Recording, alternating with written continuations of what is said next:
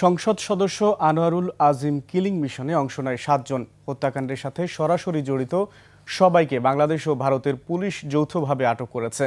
ব্যবসায়িক নাকি রাজনৈতিক দ্বন্দ্বে এই হত্যাকাণ্ড, আইনশৃঙ্খলা বাহিনীর কাছে তা এখনও স্পষ্ট না হলেও এ দুটি বিষয়কে সামনে নিয়েই তদন্ত করছে মহানগর গোয়েন্দা পুলিশ। এদিকে খাগড়াছড়ি থেকে গ্রেফতার ফয়সাল ও মোস্তাফিজের ৬ দিনের রিমান্ড মঞ্জুর করেছেন আদালত। রাসেল খানের রিপোর্টে বিস্তারিত।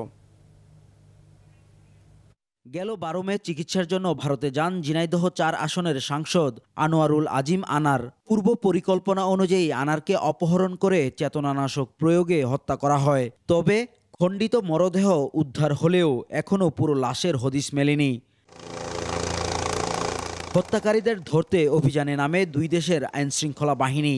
সবশেষ বুধবার খাগড়াছড়ি থেকে ফয়সাল ও মোস্তাফিজকে গ্রেফতারের পর রিমান্ড চেয়ে আবেদন করে গোয়েন্দা পুলিশ।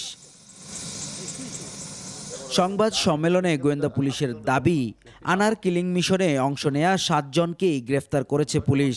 ঢাকার গোয়েন্দা পুলিশের হাতে ৫ জন ও কলকাতা পুলিশের হাতে ২ জন গ্রেফতার হয়েছে। কিলিং মিশনের যে ৭ জন, এই ৭ জনের মধ্যে ৭ জনই কিন্তু আটক আছে।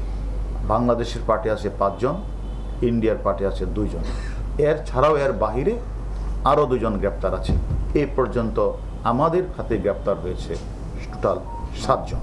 মূল পরিকল্পনাকারী আনারের বন্ধু আখতারুজ্জামান শাহিন এখনও ধরাছোঁয়ার বাইরে।